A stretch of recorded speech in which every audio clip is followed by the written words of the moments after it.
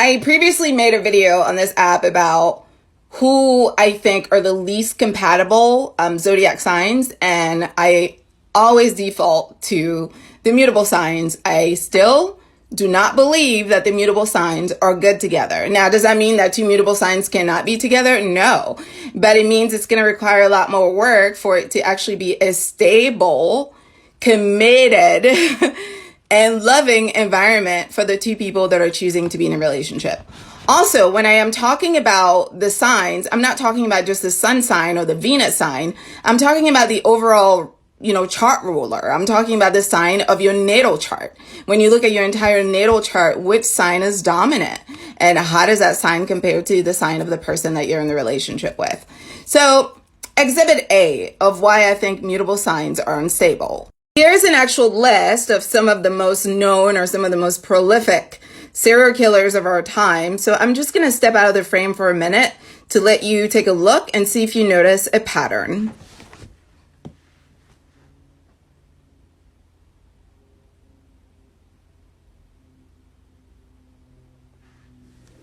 The pattern is Pisces, Gemini, Sagittarius, and Virgo. And these signs are all mutable signs. Now, does this mean every mutable sign is going to be a serial killer? Absolutely not. But certainly that lack of emotional stability and that lack of stability within oneself in terms of who one is does not make it easy, in trying to navigate some of life's challenges.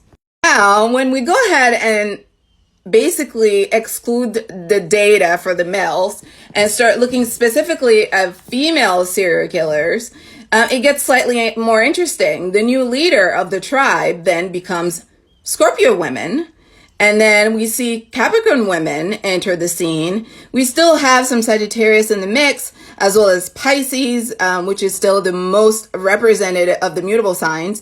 Luckily, we lose the Virgo women from this list. And, there's still a little bit of Gemini. Having these conversations, I think it's important to look at gender because that certainly plays a role. As you can see, even though Scorpio men are not overrepresented in the list of serial killers, but when you start looking at women, it looks slightly different.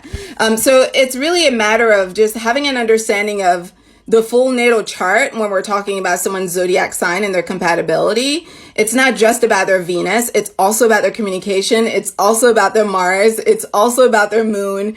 It's also about their North Node. There's a whole lot that goes into understanding the energy that plays into a chart. And I think it's important to have a good overall picture before making that determination. So what are your thoughts? Leave your comments.